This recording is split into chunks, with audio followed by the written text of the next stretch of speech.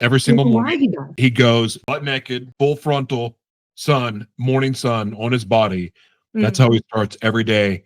And in multiple interviews, he's talked about this and talking about the benefits and how life-changing it's been from him from a mental health standpoint, physical health, you name it. He had a heart surgery as well. And he's a good friend. Oh, you know who he is. Oh my gosh, he's a good friend of my mentor, Dr. Jack Cruz. Rick Rubin had Dr. Jack Cruz on his podcast, teaching Dr. Andrew Huberman about quantum science. Oh, I can send to you the 3 parts. It's absolutely mind-blowing. Well, I would listen to that. By the way, I know you've told me about Dr. Cruz, and I was randomly going through a cycle of my deep dive and information, and I'm not going to talk about the subject matter here because it'll take us into a place I'm very comfortable going. But again, I don't. Him and I have a lot in common. The way that we see the world, I'm like, you know what? I think I'm a big fan of Dr. Cruz now because he was talking about something I had no idea he would ever talk about, and sure enough, he does. So I'm a fan. I'm converted now. Well, I love him. I know you do. I never heard of him until you. So now I understand on a deeper level why you're a fan, because I am too.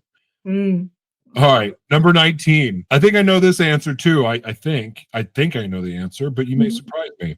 If you could have a conversation with one scientist or spiritual leader from history, who would it be and what would you ask them? I think you're thinking about Jack Cruz, and that's going to happen. But one of the scientists I want to talk to, if I can, is Albert Einstein. His work is we're still catching up with his work. 1905, this is over 100 years. He has the deepest thinking. I don't know, his mind is absolutely giant magnet. I just want to sit down with him to get a glimpse into his mind, understand what made him do what he did. The 3 things he taught me on this journey. The photoelectric effect. So we can't harness the sunlight directly, but we have to use electrons. That's why we have electrons outside atoms. That's the carrier of sunlight. Yeah. So that's how I understand it. Another one, the equation, very famous, E equals mc squared. That's how I understand. E stands for energy, M stands for mass. They're actually the same. So our body is actually also energy, but only looks different because c squared, the speed of light.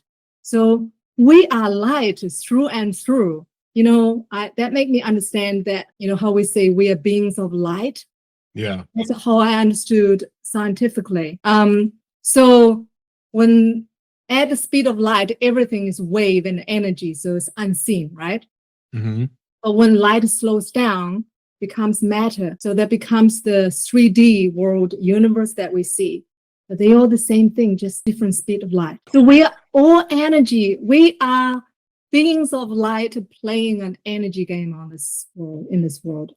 Give me goosebumps. I'm just having goosebumps all over just talking about this. And it's so fascinating. It really is.